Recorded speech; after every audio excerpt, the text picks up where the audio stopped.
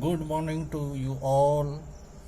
It's bright and sunny out here at this moment, and I want to bring to your attention that global warming is a big in environmental concern these days. On one side, we have melting of glaciers, and on the other side, rising temperature of the earth's surface. As a result, we have large number of wildfires around the globe and melting of glaciers like Himalayas and polar regions. The main cause had been the rising greenhouse gases and depletion of the ozone layer. To overcome these challenges, worldwide, many efforts have been made. One of these is to paint the earth green. Go green. These are the slogans which have been raised time and again. However, there is a misunderstanding and a wrong message is going among the people. So I want to bring this to your notice. For this, we have to understand this light spectrum of the sun, the visible region. We know it consists of 7 colors, and green is the lower part of it as far as the energy is concerned. So we say paint the earth green, we mean cover the earth with trees. We want to cover the earth with trees, means we want green leaves of the tree. We have to paint the earth with green leaves of the tree, and this green color of the tree is due to what? It is due to the photosynthesis, the chlorophyll being synthesized in the leaves of the plants, trees. So how this is synthesized? Out of the visible region of the spectrum, the leaves absorb the high energy photons and try to synthesize chlorophyll by absorbing moisture and carbon dioxide and other greenhouse gases present in the atmosphere.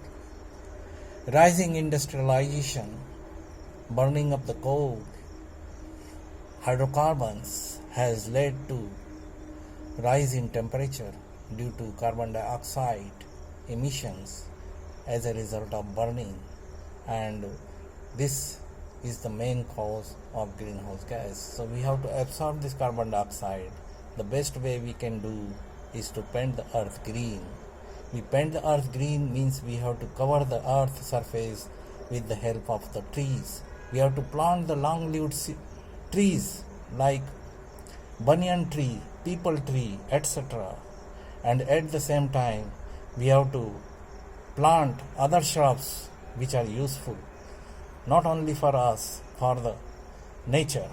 There are so many insects, so many honeybees, and they absorb these trees. When we plant, the shrubs we plant, they produce wonderful flowers of different colors, and earth becomes colorful, and in return we become cheerful. So that's why we have to paint the earth green. We have to increase the forest area, and we keep on increasing and planting the trees wherever it is possible. Second thing, the paint the earth green is giving a long message. People are painting their rooftops with a green color. They are putting their houses with green color. No, if you paint the earth with green color like this, your rooftops with green color, the light spectrum from the sun, which is useful for photosynthesis in the plant, will be absorbed by your surface, and that will be wasted. it should fall as far as possible. It should fall on the trees. We have to increase the number of photons falling on the plants. If we increase the photons falling on the plants, then their leaves will become strengthy, because the photosynthesis process will be increased by increasing number of photons falling on the tree. So that's why we have, as far as possible, don't paint your rooftop or your houses with a green color.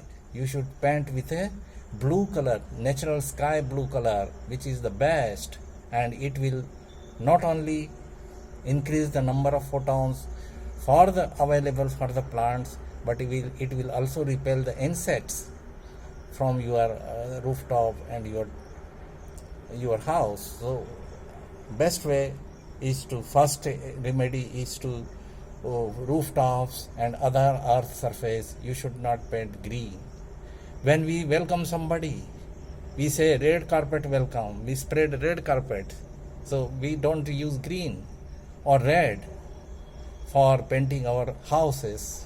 We must paint sky blue or white for that matter. Another important aspect is depletion of ozone layer. How ozone is formed, how cloud is formed. The sky is blue due to the presence of moisture. So when this oxygen receives radiation from sun, it leads to formation of ozone in the upper strata of our atmosphere. So in the summer season, when the temperature is warm on the surface, the gases, moisture, etc. They rise high and enter into the upper strata of our atmosphere. As they go up and up, they realize a very low temperature, and this low temperature leads to the formation of the cloud. And if it becomes more dense, it becomes snow. So what happens? This snow, when it is formed at the very high surface upper region, lead to trapping of ozone gases. We have large Himalaya, large amount of snow is deposited on these hilltops, and that snow contains lot of trapped oxygen. Often we have seen the people who live in high altitude areas like Himalaya, 10,000 meters high or even more, they often complain of depletion of oxygen, breathlessness. So what they do? They should eat the raw snow, not ice made in from factory. I remind you again, caution you again, not to eat ice made in factories. We have to eat the snow which is on the hill region in Himalayas. So those who are feel breathlessness, they should eat snow because it contains lot of ozone trapped. If you eat this snow, you will receive oxygen in the form of ozone, and ozone is a very strong oxidizing agent, and it will oxidize. It will be used in your body metabolism to oxidize glucose, and you feel energetic. So I suggest eat snow. Those who are living in high altitude area, they should eat natural snow falling from the sky, and this will definitely, and not drink raw water. As far as possible, eat snow and try to arrest your thirst. So this is one precaution you can take. This is what I say. And we have to plant more and more trees. As far as possible, you should plant trees. In hilly region, because of ice, we cannot have many tree plantation, but there are trees which survive in this harsh environment. Try to use those trees like saffron cultivation, apple cultivation, and other local crops that is available. Thank you. I hope these suggestions are good to you and you will try to implement. Thank you.